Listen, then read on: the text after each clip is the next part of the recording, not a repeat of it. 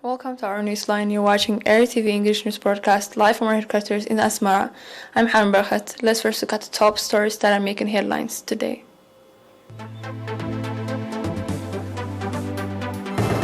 Seminar on National Development Programs.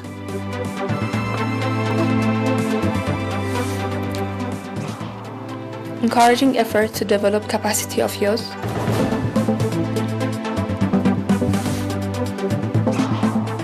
Australia magnitude 6.0 earthquake struck. Libya Parliament passes no confidence vote in unity government.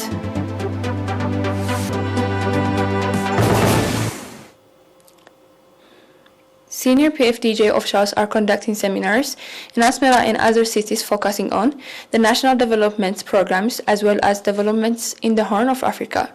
The seminars that are being conducted under the headline Current Political Situation and Consistent Resilience Programs are in continuation of similar seminars that have been conducted by senior officials with a view to elucidating national political, economic, and social programs taking into account the regional and global developments, indicating that in the past 80 years, the Eritrean people have been victims of the global strategy of superpowers. The senior officials said that the Eritrean people, thanks to their strong organization and awareness, have emerged victorious, underlining that compared to the regional political developments being conducted, hostilities have not stopped yet. The officials said that the stage calls for strong political awareness and organizations as well as resilience. The officials further noted that priority will be given to advancing of the national development programs, development of social provision institutions, and administrative system, strengthening information and diplomatic activities, as well as earnestly working for regional peace.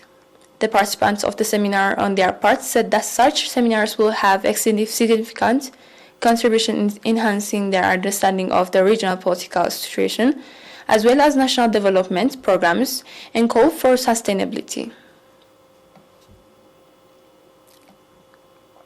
At an activity assessment meeting, the National Union of Eritrean Youth and Students branch in the southern region conducted in Mandevra on 19 September, it was reported that encouraging activities have been exerted to develop the overall capacity of the youth in the region. At the meeting, in which representatives of the union from the subzone and stakeholders took part, Mr. Eritrea, head of the union branch, said that in the past 9 months, vocational training programs have been organized to 1,367 youth in the region.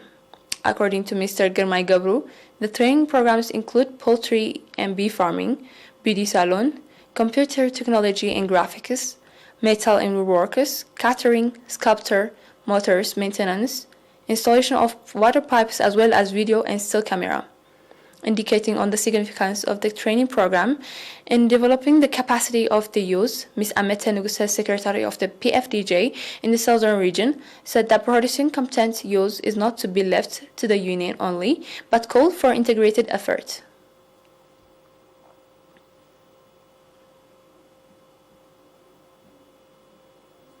Vocational trainings was organized to 244 members of the Popular Forces in Kelen.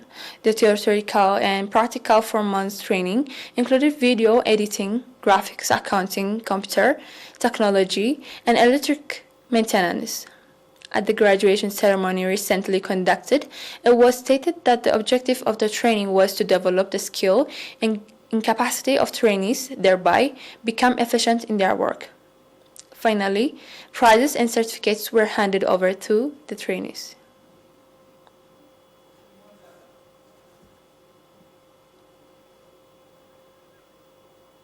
We'll be back with international news. Stay tuned.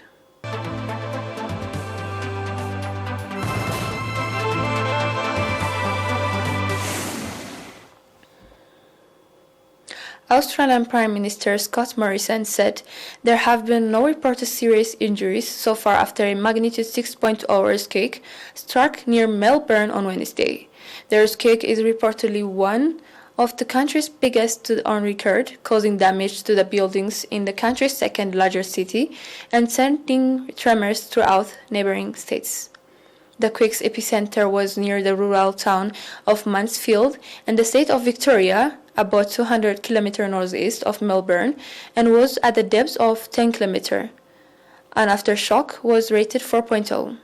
Quakes are relatively unusual in Australia's populated east due to its position in the middle of Indo-Australian tectonic plates, according to Geoscience Australia. The quake on Wednesday measured higher than the country's deadliest tremor, a 5.6 in Newcastle in 1989, which resulted in 13 deaths.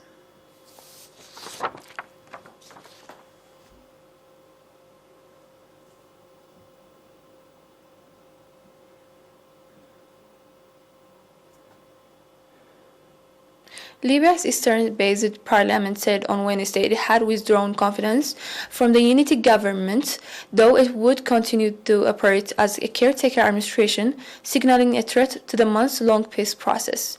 In 2014, eastern and western factions split Libya into a civil war with an international recognized government in Tripoli and a rival administration backed by House of Representatives in the east. The Bypass Unity government was selected through a UN-sponsored dialogue, and his government was installed by House of Representatives in March, replacing the two warring administrations. The UN forum decided that presidential and parliamentary elections should take place on December 24, but disagreements now rage over the legal basis for the votes and the laws that will govern them. The validity of the law was promptly challenged by the High Council of State based in Tripoli in the West, which produced its own alternative election law. The UN Libya mission said the unity government would remain the legitimate administration until it was replaced to a regular process following elections.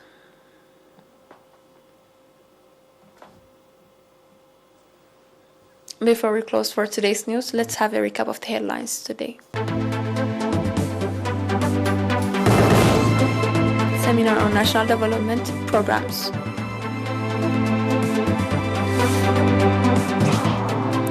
Encouraging effort to develop capacity of youth.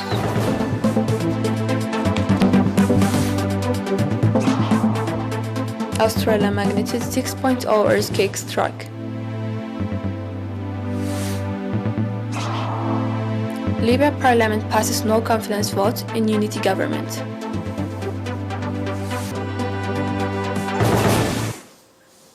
That was all for today's news. Thanks for watching. Have a great night.